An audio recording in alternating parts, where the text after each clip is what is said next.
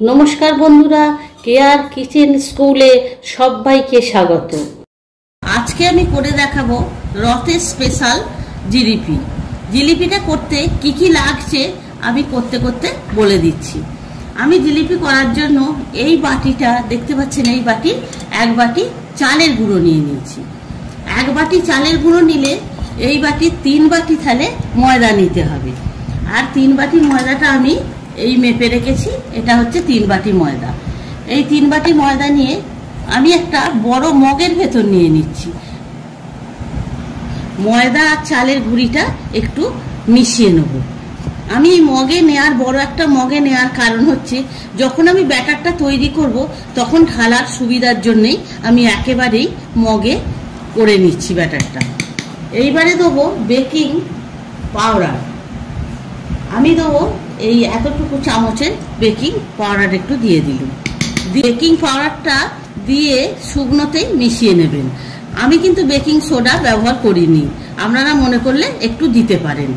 আর তারপরে আমি এখানে দই ব্যবহার করব না, একটু লেবুর রস, টক ভাব আসার জন্য একটু লেবুর রস আমি ব্যবহার করে নেব। তখনও আমি এটা ভালো করে লেবুর রসটা দিয়ে ভালো করে মিশিয়ে নেব। বেশ কিছুক্ষণ এটা মেশাতে থাকবো। আমার মেশানো হয়ে গেছে। এইবার আমি নর্মাল টেম্পারেচারের জলে দিয়ে এটাকে আমি ব্যাটারটাকে গুলতে থাকবো। এইভাবে নেড়ে নেড়ে একটু মিশিয়ে নেবেন। মিনিট সাথে মেশালেই এটা একবারে ব্যাটারটা তৈরি হয়ে যাবে। দেখতে পাচ্ছেন ব্যাটারটা ঠিক এই রকম হবে। হ্যাঁ, আর যাতে কোনো ডালা না পাকিয়ে যায় সেই জন্যে কিছুটা এরকম নেড়ে নেড়ে মিশিয়ে নেবেন। আর জল প্রয়োজন হলে একেবারে দেবেন না, তাহলে পাতলা হয়ে যাওয়ার চান্স আছে। কারণ আমরা তো প্রফেশনাল নয়, আমরা পাতলা হয়ে গেলে করতে অসুবিধে হবে। ওই জন্যে অল্প অল্প করে জল দিয়ে মেশাতে থাকবে। যেহেতু এতে চাল গুঁড়ি দেওয়া আছে, 3 বাটি ময়দা আর 1 বাটি চাল গুঁড়ো দেখলেন, সেহেতু এটা যাতে ফুলে যায় চাল গুঁড়িটা একটু, ওই জন্যে সেইভাবে আপনাদের মাথায় রেখে সেই কথাটা সেইভাবে পাতলা করে ঠিক এই রকম ব্যাটারটা হবে। দেখতে পাচ্ছেন এই ব্যাটারটা পুরো এইরকম হবে। এইবারে আমি একটুখানি, এটা সাদা আপনি করতেই পারেন, অসুবিধে কিছু নেই। আমি একটু সামান্য ফুড কালার দিয়ে দেবো, যেহেতু একটু হলদে হলদে হবে এবং দেখতেও ভালো লাগবে। জিলিপি যেরকম হলদে হয়, একবারে সামান্য একটু দিয়ে দিলুম। দিয়ে এটাকে ভালো করে নেড়ে গুলিয়ে নিলুম। নিলে দেখুন একটা কিরম হলদে রং এসে যাচ্ছে। দেখতে পাচ্ছেন এই হলদে রংটা আসার জন্যে একটু ফুড কালার দিয়ে দেবেন যদি প্রয়োজন মনে করেন। আর যদি মনে করেন আপনারা ফুড কালার দেবেন না, তাহলে কিন্তু দেবেন না।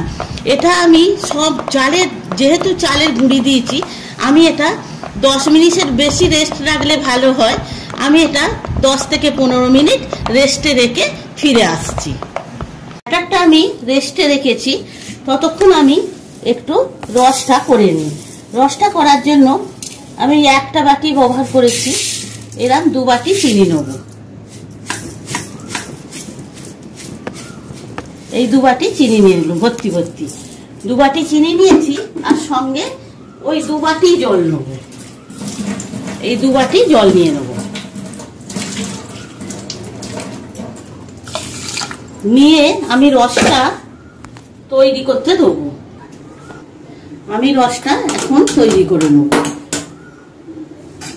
আমি রসটা তৈরি করার সময় আমি কিন্তু একটা এলাচ ফাটিয়ে দিয়ে দিচ্ছি, কারণ দেওয়ার এটা এলাচটা ফাটিয়ে দিলে সেন্টটা ভালো আসবে, ওই জন্য একটা এলাচ দিয়ে দিলাম। আমি এখন একটু নাড়িয়ে দিচ্ছি। যতক্ষণ না ফুট ধরে ততক্ষণ আমি একটু নাড়িয়ে দেবো। নাড়িয়ে চিনিগুলো গুলে দেবো, যাতে তাড়াতাড়ি চিনিগুলো গুলে যায়।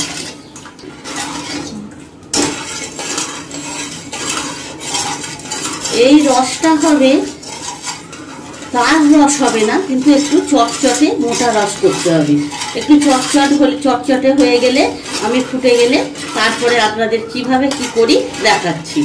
আমার রসটা এখন সম্পূর্ণ ফুটে গেছে। আমি একটুখানি হলদে হওয়ার জন্য ফুড কালার খালি দিয়ে দেবো, সামান্য পরিমাণ। আবার আপনাদের বলছি, আপনারা যদি মনে করেন যে ফুড কালার ব্যবহার করবেন না, তাহলে কিন্তু নাও করতে পারেন। একটু খালি কালারটা আসার জন্য দিয়ে দিচ্ছি। আর রসটা দেখবেন এখন ফুটে গেছে, রস আমার হয়ে গেছে। খালি এরকম করে তুলে দেখবেন রসটা খালি চটচট করছে কিনা। এই রসটা কিন্তু কোনো তার রস হবে না, একটু মোটা, একটু খালি চটচট করলেই জানবেন রস হয়ে গেছে। এখন আমার রসটা হয়ে গেছে, আমি এটা একেবারে নিভিয়ে দিয়ে আমি চাপা দিয়ে রেখে দেবো, কারণ একটু ঈষদুষ্ণ গরম দরকার, ওই জন্য চাপা দিয়ে রেখে দিই। এরকম একটা ননস্টিকের কড়াই নেবেন। কড়াই ননস্টিকের জিনিসটা নিলে যেহেতু এটা একটুখানি জায়গাটা অনেকটা পাওয়া যায়, সেহেতু আমাদের জিলিপিগুলো দিতে সুবিধে এবং অনেকগুলো করে ধরবে। এখন আমি খোলায় মানে ননস্টিকটায় তেল ঢেলে দিচ্ছি, কিন্তু তেলটা এমন দিতে হবে পরিমাণ মতো যেন খুব না হয়। এই 1 গাঁটের মতো তেল দেবেন, 1 গাঁটের বেশি কিন্তু তেল দেওয়ার প্রয়োজন নেই। আমি যে তেলটা দিয়েছি এটাই যথেষ্ট। এইবার আমার গ্যাস তেলটা গরম হয়ে গেলে আমি মিডিয়ামে দিয়ে আমি জিলিপিগুলো কিভাবে ছাড়ি দেখাচ্ছি। 15 মিনিট রেস্টে রেখেছিলাম, আমার রেস্টে রাখা হয়ে গেছে।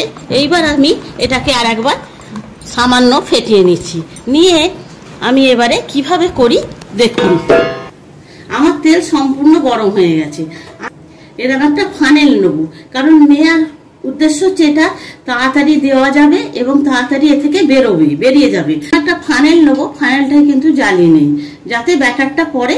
ফানেল নিয়েছি, আপনারা মনে করলেন দুধের প্যাকেট বা যে কোনো বোতলের ফুটো দিয়ে বোতলের ঢাকায় ফুটো করে ভাজতেই পারেন। আমি এটা এইখানে নিয়েছি শেপ পাত্র, এটা পরবার সুবিধের জন্য আমি মগে ব্যাটারটা করেছি। এইবার নিলাম, দেখেন আমি হাতটা দিয়ে রেখেছি। তেলটা আমার একেবারেই গরম হয়ে গেছে। আমি এতে 1 চামচ গাওয়া ঘি দিয়ে দেবো।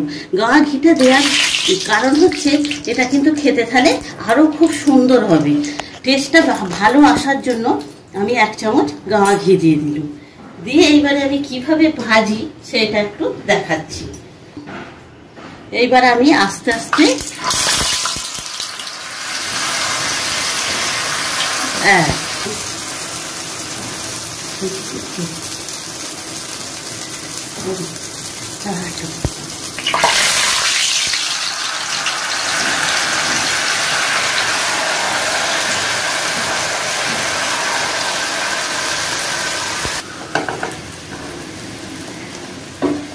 এইভাবে পর করে ভেজে দিতে হবে।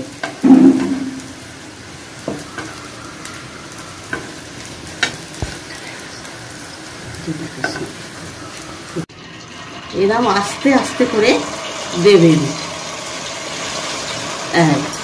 এই একটা দিলেন, আবার একটু ফাঁকা করে আবার একটা এরকম দিলেন, দিয়ে ব্যাস।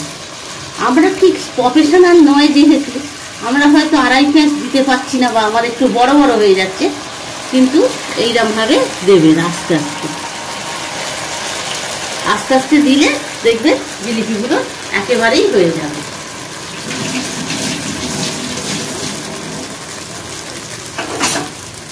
যেহেতু আমাদের এই ননস্টিকের কড়া দেখতে পাচ্ছেন, সেহেতু বড়, আপনারা 4টে করেও দিতে পারেন, 4টে 5টা করেও 6টা করেও দিতে পারেন। যার যেরকম কড়াটা হবে বড় সে সেইভাবে দেবেন। আর এগুলো কিন্তু খুব বেশি ভাজতে হবে না, এটা মিনিট 4-5 মধ্যে, অত লাগবে না, 2 মিনিটের ভেতরে এগুলো ভাজা হয়ে যায়। আমি এইখানে আর একটা দিয়ে দেখিয়ে দিচ্ছি, এইখানটা আর একটা আমি দিয়ে দেখিয়ে দিচ্ছি। এই দেখুন, এই দেখুন, যেহেতু আমার জায়গা ছিল আমি ওখানে আর একটা দিয়ে দিই।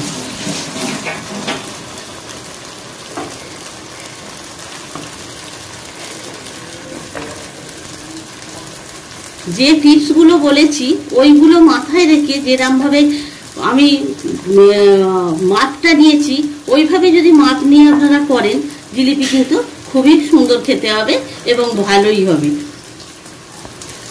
এবার যখন আমি রসে দেবো তখন আমি আপনাদের আবার দেখাচ্ছি।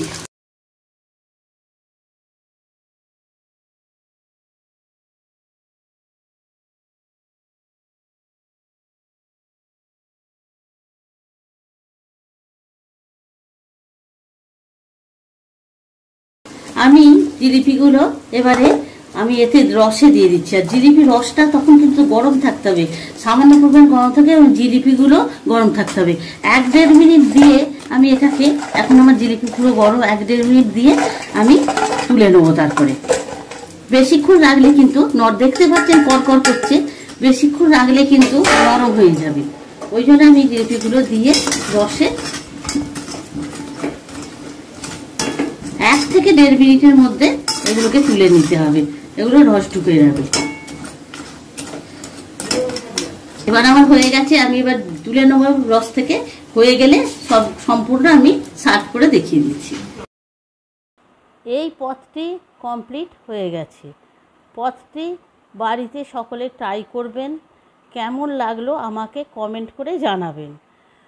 আমার চ্যানেলটি লাইক, শেয়ার, সাবস্ক্রাইব করে আমার সাথে থাকবেন। এতক্ষণ আমার সাথে থাকার জন্য সকলকে ধন্যবাদ। সকলে ভালো থাকবেন। দেখা হচ্ছে পরের ভিডিওতে নতুন একটি রেসিপি নিয়ে। নমস্কার।